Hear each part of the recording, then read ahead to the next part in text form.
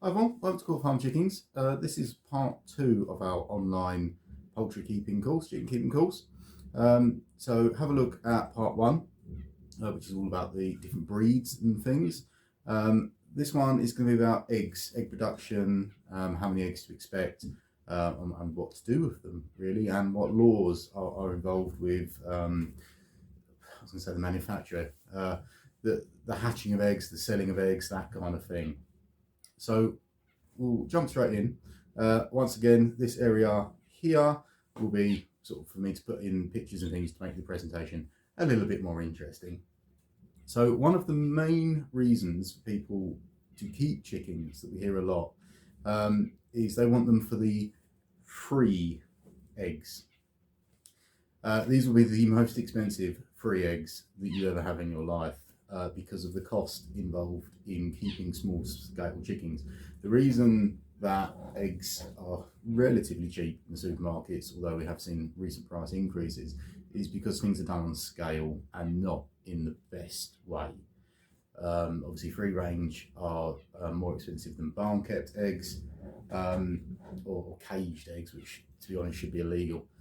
But free range, what I would call free range, what you would call free range, is not what the egg industry determines as free range. Free range eggs are very rarely as free as you think. They show adverts of them, the birds skipping and playing in open fields.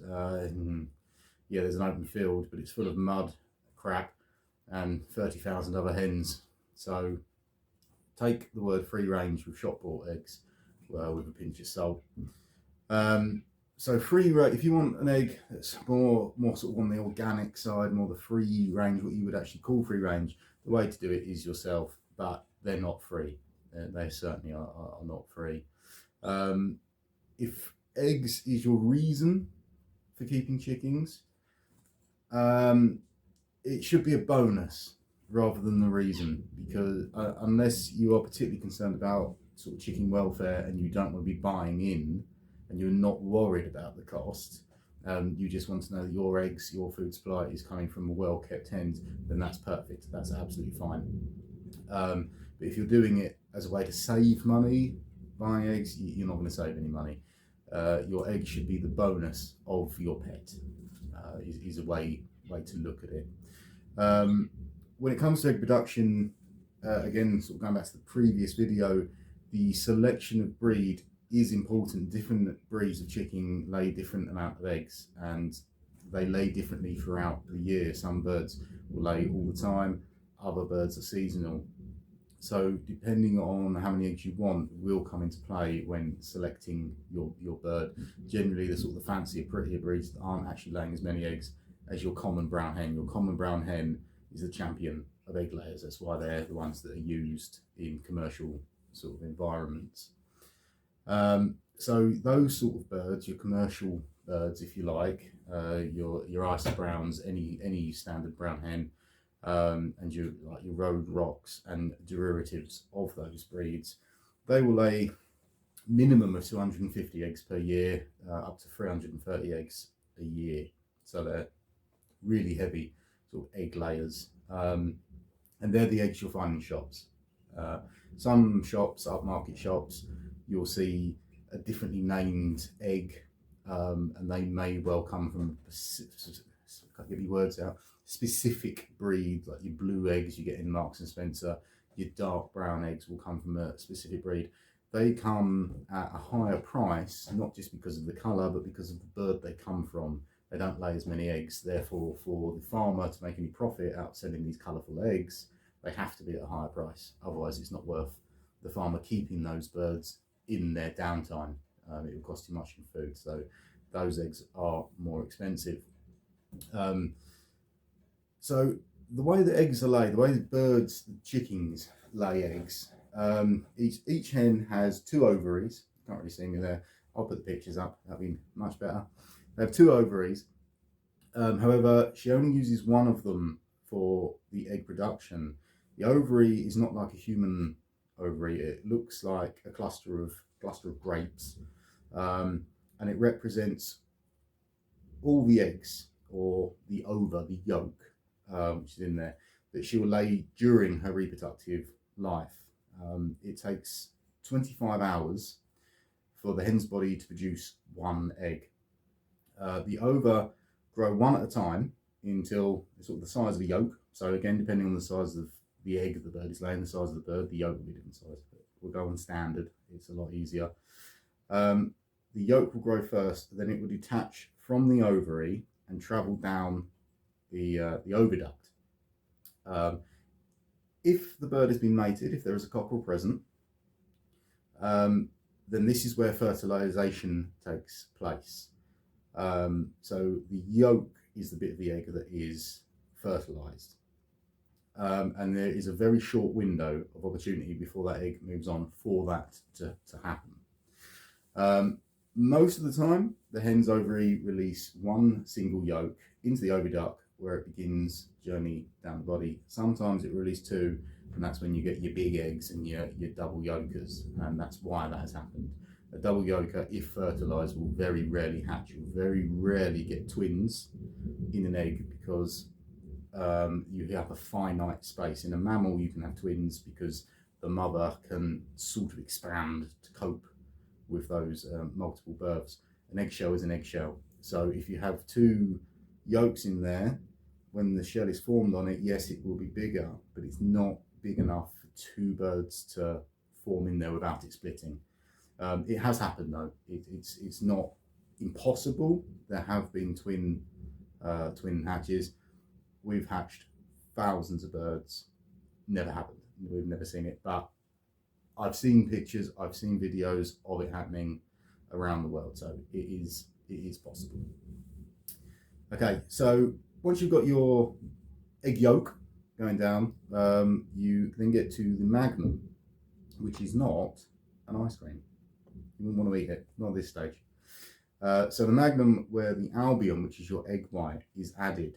So it's sort of going down the little yolk, it's travelling down the tube, and then the albumen sort of wraps around it as it goes, which is your egg white. It's continually rotating, so, and then you have strands of tightly twisted albumen called, I've written this down, and I don't know if I pronounced this right, it's chalazar. That's what binds it all together. And that's what you get on the, if you hard boil an egg, you can especially see it, but you've got that lining, that's your chalazar, and that's what sort of binds around the egg yolk, keeping that, the albumen, keeping that egg yolk in the middle. And that prevents it all from sticking inside the shell. So it gives the free movement of that inside.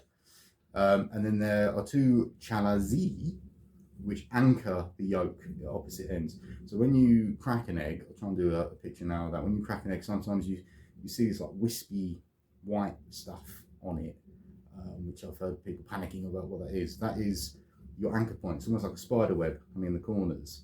That's your chalazi, which goes on, stretches it out and anchors to the shell, keeping that yolk in the middle. Quite clever. It then travels to the, again, written it down. I'm not college graduated. It travels, I'll put the word up. Isthmus, something like that. And that's where your shell membrane gets attached. So that white stuff in between the shell, that's where your shell membranes, your squidgy bit, gets added. And then then goes to the shell gland, and that's where it sails most of its time. And the shell is basically dissolved calcium carbonate. And that's when any pigments are added. So your coloured eggs are almost like a printer. The pigment is literally added. Now there are some birds which, when they start laying, really bright shells. And then as the months go on, as they lay more and more eggs, you could literally line them up, and it does look like a printer running out of ink. They get more and more pale as they go on. There's a couple of duck breeds. I don't know any chicken breeds that lay black eggs, but there is a duck breed that we have that lays a black egg. Their first eggs are spectacular, really dark, and then quite quickly they get more and more grey until they're just white. And it really is literally the bird running out of pigment, running out of ink. There's different reasons why birds pigment their eggs, and it's generally an evolutionary trait to protect those eggs in the nest. So it will be the environment. So most like sort of chicken eggs are that sort of browny colour because they're on the floor. The ground roosting, ground nesting birds, and they disguise that as a rock or a bit of just nothing so that predators can't see it. The reason the duck eggs are black, particular breed, is because it disguises them as rocks from where this particular breed is from.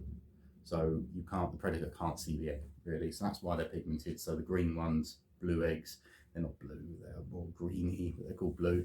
And that will be to do because of where those birds nest and to hide those eggs. Okay, the chicken sort of reproductive systems, they all have a vent. They're not like mammals where they've got individual bits and pieces that do waste and sort of egg production and mating. It's all the same hole.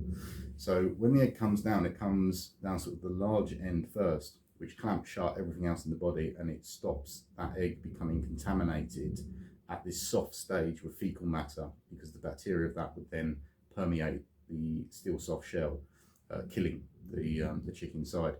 So it comes down the thick end first. So then when you see an egg laid, it's almost a bit like a human. It's the big head first, going out in the small body. The egg is the big bit first, and then it tapers off and sort of pinches it out. And that is to stop it becoming contaminated. And that whole process takes about a day, 25 hours. But there will be many different processes going on in that sort of conveyor belt. So when an egg is laid, the next egg is already sort of halfway down. You'll have 2 or 3 coming down at the same time behind each other, which is how the chicken is able to lay an egg every single day. Okay, one of the things that makes most sort of new people, new chicken keepers that have started to produce their own eggs panic is all the weird and wonderful eggs the chickens will lay, and you don't realise this until you sort of get into this business. All the eggs you see in the supermarket have already been selected, they've already gone through machinery and sort of sorting process, so you only get the best eggs in your box. But a lot of eggs come out weird. It shouldn't happen too often. If it happens a lot with a certain chicken, then there could be a disease with that bird. We'll cover diseases in future videos. Yeah, we'll go through the different eggs because some of them are quite bizarre. So a couple of them we've already sort of spoken about. So you've got your double yolker, that's the one everyone knows. You've got your double yolk, and we've covered that. The other one is your discoloured egg, which is the bird running out of ink. Nothing wrong with that egg at all.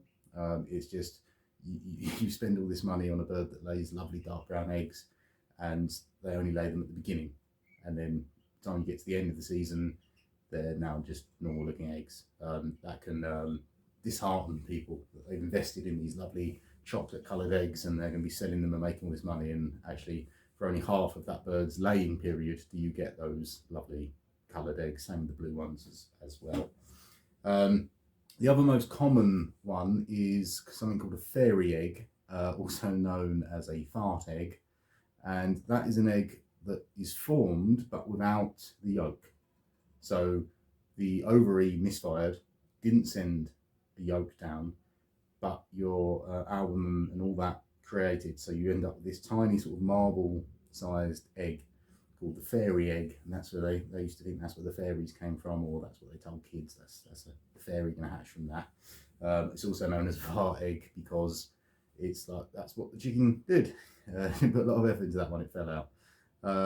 So you can't do anything with them. I mean, we've had some absolutely tiny ones, tiny ones. There's no yolk in them, it's just pure album and that's it, so they can't be fertilised or hatched. That normally happens with young birds the first time they've started ever laying, producing eggs. It's like a bit of a clear out, things aren't quite going correctly, and then more proper eggs will come down after that. And it can also happen at the end of the laying cycle, so they're getting towards winter and they miss a yolk, and that's generally when those ones come. You've got your soft shell or your rubber egg, also known as, and this looks like a perfectly formed egg, but it sometimes looks wet, and it has no shell, so it has the coloration a little bit, and it feels a bit sort of grainy, but it is just squidge.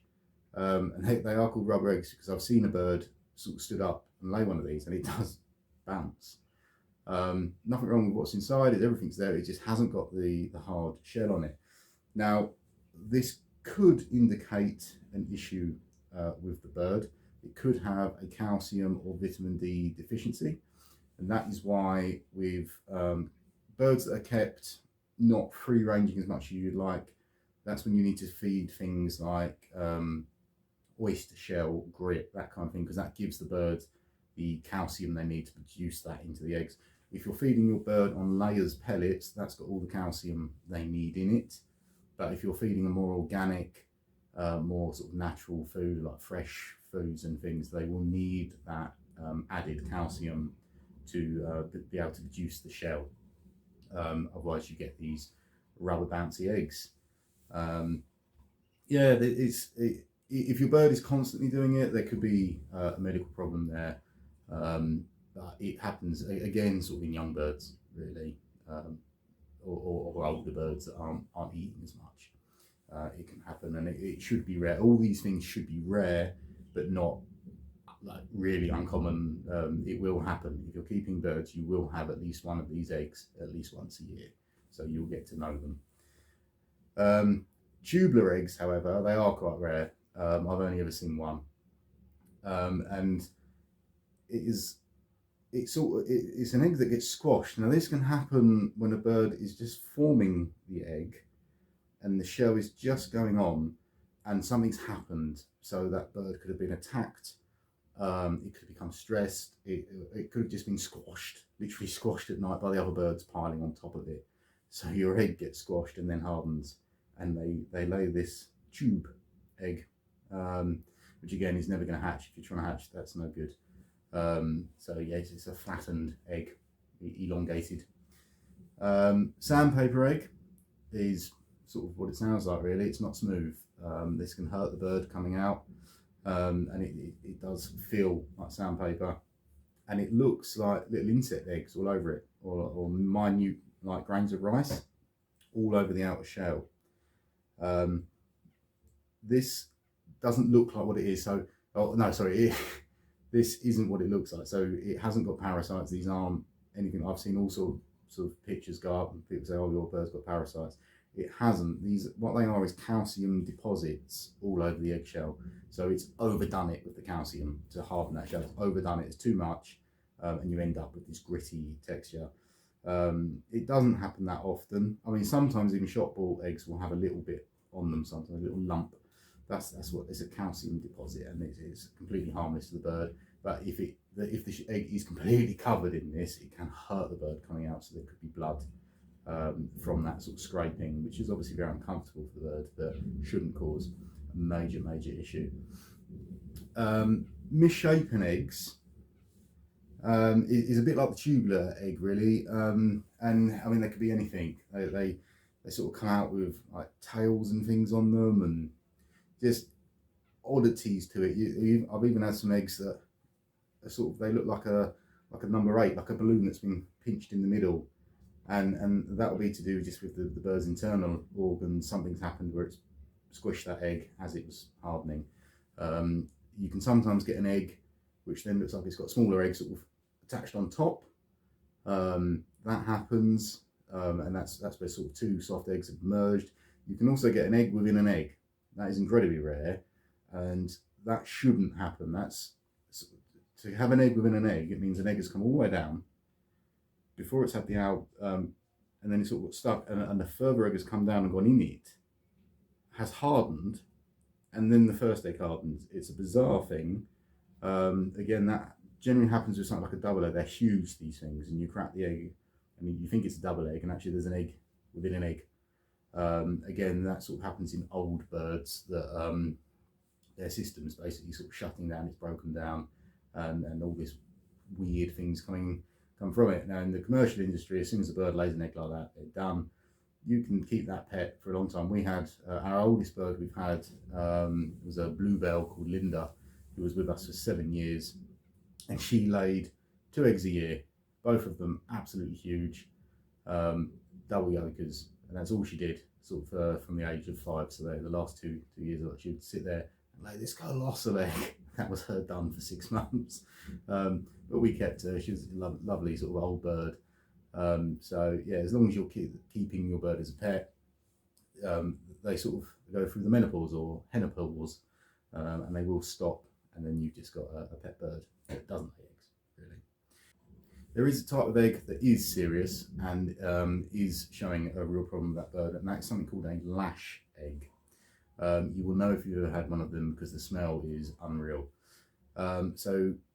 What a lash egg is when your bird has an infection in its tubes, in its oviducts and everything, it will, the body, almost like the white blood cells sort of attacking an infection, it will attack the bacteria and it will literally encase it like an egg. And you will have this egg come out. It hasn't got shell, it doesn't look like an egg, but it's come out like an egg. It could be shaped like an egg, and it almost looks like meat. And it is just infection and pus and horrificness. That does need a vet attention. Your bird needs antibiotics very quickly, or that infection will go everywhere, and that bird will become very, very ill indeed.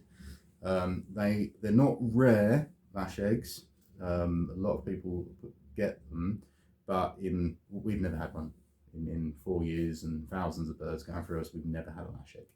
But it's the most common one I hear of as being a problem. So anything that looks like pictures I'm putting up, that does need a veterinary attention. Anything else doesn't. Just keep an eye on the bird. If there's too many bouncy eggs, then that will need a vitamin D supplement, which could be something as easy as oyster shell. So again, doesn't need veterinary care. The lash egg does. The lash egg, you do need that antibiotics for your bird. Okay, the next biggest question with eggs is, can you sell them? Now, the answer to this question will be different from whatever country or territory you are living in. So I can only answer this question on a English basis, UK basis. So this is our laws and our things. Your country may well differ, so always check the relevant government bodies. But in the UK, on a small scale, it's quite simple. So if you own 49 birds or less, then you can sell your eggs from an honesty box at your gate with no problem at all. So you can put a box up, all your eggs in, a little money tin, and people can come along the road and put the money in and take the eggs. That's absolutely fine. What you can't do is take them to market and all that kind of thing and sell them to restaurants and cafes and things. That's when it then gets a bit complicated. To sell eggs at a commercial level, you need 4 separate licenses. Thank the good old UK government making things easy. So I will go through roughly the sort of the basics of what it is you need, but what I'll do is in the bottom of the video in the description, I'll put some links to the various websites and things where you can get much more detailed. So if you are seriously looking into this, you will need all this information, but it's too involved to go through on the video, and I'll just be reading from a bit of paper. So I'll put the links at the bottom, but I will give you an overview of what it is that you need. So the first thing you need to do is register with APHA, APHA, the Animal Plant and Health Agency, and you need to register as an egg production site. You must register your premises if you send any of your eggs for grading at a registered packing centre, if you have 50 or more hens and sell ungraded eggs at a local public market. So I should have said in the first bit, you can technically sell your eggs at market if you've got 49 birds or less, technically, but there's no market organiser or governing body that would let you do it. Farmers market, that kind of thing, they're not going to let you, because where's your proof? You can go up there and say, oh, I've got 49 birds or less, so I can sell my egg. It's not going to happen. You're going to need the paperwork. So really, to sell at market, you need to treat it as having 50 or more birds. If you've got 350 or more hens, which is unlikely, anyone watching this video is unlikely to have that many birds because you're in a huge industry then you have to just register as an egg production site by law, because you're producing all these eggs. Even if you wanted to or not, you would have 350 eggs per day if you had this many hens, so then you do, but it's probably not relevant to most people. Once you've registered, you will get a number, producer code, for your registered premises, which you then have to put on all your eggs and boxes and that kind of thing. The second thing you'd have to do, once you're registered as a production, your second license to sell eggs at shops, catering outlets, restaurants, that kind of thing, you must also register as an egg packing centre.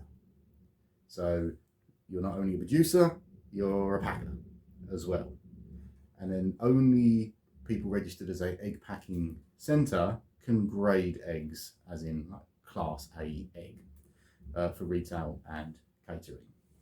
So the two licenses sort of come hand in hand. If you've got the first one as an egg production, you still can't really sell those eggs. You have to send them to someone that's registered as the second, who then has to send them back. And by this point, you've lost shelf life and all that kind of thing. So if you're doing that, you may as well have the two. The third license is you have to apply to your local authority, your environmental health officer, to be approved as a food business operator. So the same sort of license as a tuck shop, cafe, tea room, that kind of thing. That's what it all falls under. So you would have to be registered as a producer of food as well. Your final one is you may need to register as a hatchery or a breeding site. If you have the capacity for 1,000 eggs or more, or you have more than 100 breeding sets, breeding birds, then you need to register as a hatchery or a breeding site. It sort of comes hand in hand as well. I mean, if you've got less than that criteria, then you'll be all right without it. But if you want to sell eggs constantly and get yourself a bit of a name for yourself, you're going to have a lot of birds to do this.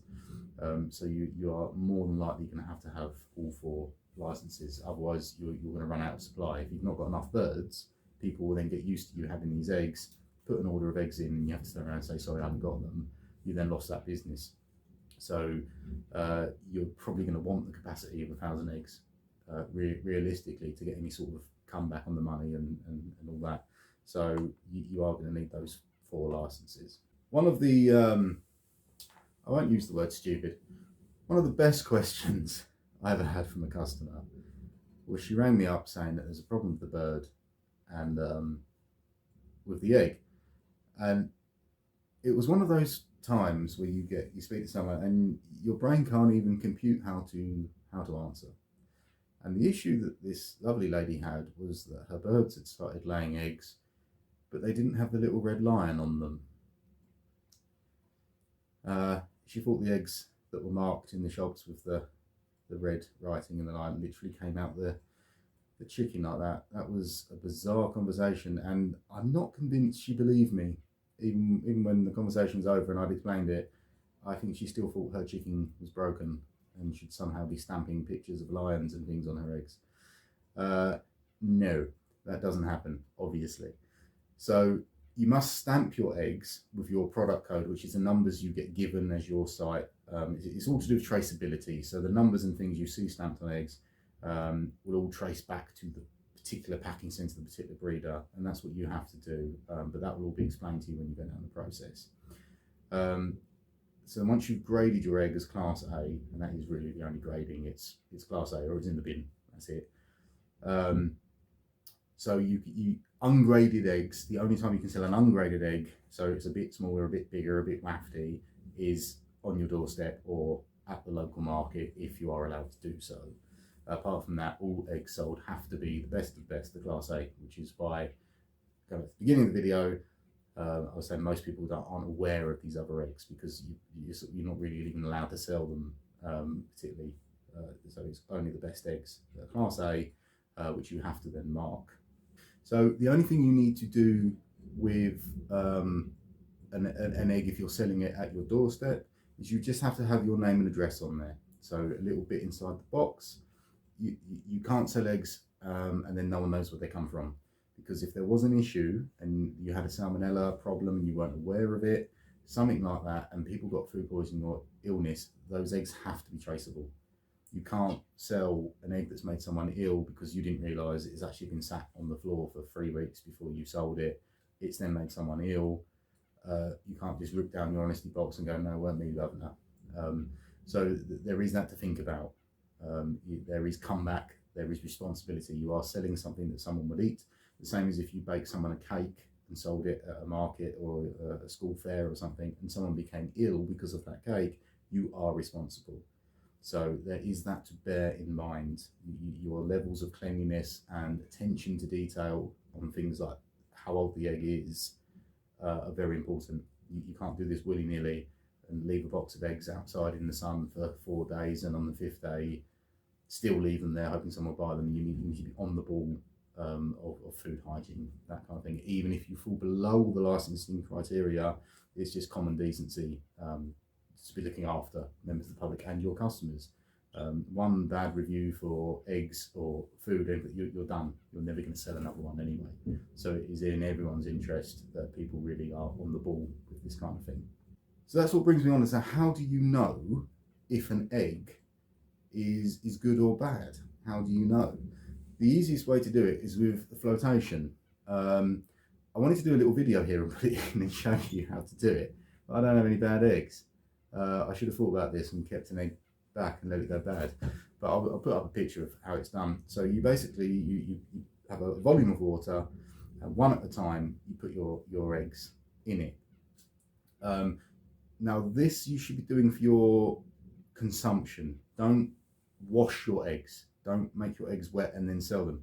If you wet your egg, you take off the protective layer that is on there as it comes out of the bird, and then bacteria can get in that can permeate the egg. So never wash your eggs. That's quite important actually. So only do this flotation if they're eggs for you. If you're selling eggs and you need to just make a note of when those eggs were laid. If you know that they're laid that day or the day before, then they can go forward for sale. If you're unsure of the date they were laid, don't sell them, chuck them, because it's not worth the risk. But the flotation method is put your egg in the water. If it sinks and lays down, then that's perfectly fresh egg. That's absolutely brilliant. If it sinks and sort of bounces and bobs a little bit and then settles uprightish, that means that egg is old but not gone off. So that egg is still fine for consumption, but not raw. Don't put that into some health smoothie or raw egg recipe. That egg needs to be cooked thoroughly. There's probably nothing wrong with it, but for peace of mind and just to be sure, because there could be some bacteria in there. For it to go up like that, it means air's got in the shell. If air's got in the shell, bacteria could have got in the shell. So always treat it as if bacteria has. Really thoroughly cook it, it'll be fine. If it floats right at the top or even sort of halfway and does it, that's a bad egg. That means it's full of bacteria, it's full of air, that's a bad egg. So you bin that one immediately. So sink on the floor, good. Floating on the top, no good. That's the simplest way to do it. And if you're selling eggs at your gate and you're a bit unsure what to put on with like best before values and that kind of thing, get a little card printed with that explanation on it. That's a really good way for people then to check their eggs when they get them home as they're eating them. And then you're sure that everyone's not going to eat a bad egg and blame you, when the reality is they bought eggs from you and then kept them in the sun themselves for 3 weeks and then come back on you. So always put like a card or something, get them printed, picture of how to do that, and then you sort of covered yourself a little bit there. The last thing is, do you need a cockerel? This is a very, very common misconception. Do you need a cockerel for your hen to lay eggs? No. No, chickens will lay eggs without a cockerel, no problem at all. The only difference is the egg will not be fertilised. I'll put a picture up now of what a fertiliser egg is. It's a little bullseye mark on there. That's where the yolk has been inseminated. But you do not need the cockerel for the chicken to lay the egg. The chicken will lay the egg without the cockerel, no problem at all. It has absolutely no bearing. The only reason you need a cockerel is to hatch those eggs. That's it. That's it. You can have a full egg business with birds laying eggs for consumption, and you never ever need a cockerel. So if you've got any noise concerns with your council not allowing cockerels in your area, or you don't want cockerels, it's not a problem. But for egg production, you do not need them. So I hope this has been helpful.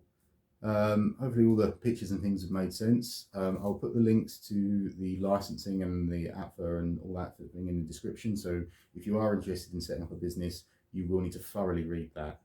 It can be a bit overwhelming, but APHA and DEFRA, these kind of governing agencies, their wording is always quite harsh. When I started with this, especially with the sheep, you read what they write and it's terrifying. You're like, how does anyone ever get on? Well, when you actually ring them up, they are one of the nicest government agencies I've ever really sort of dealt with and spoken to. They are really, really helpful. So read the information, and if you're not sure, just give them a ring, and they are more than happy to help you, because it is everyone's interest that everyone does this correctly. So yeah, have a look at that info. Apart from that, good luck. Enjoy your chickens, enjoy your eggs. And yeah, if you can make a bit of money, do so. Just do it responsibly. Yeah, so the next chapter will be part 3, which will be coming in the next week or so.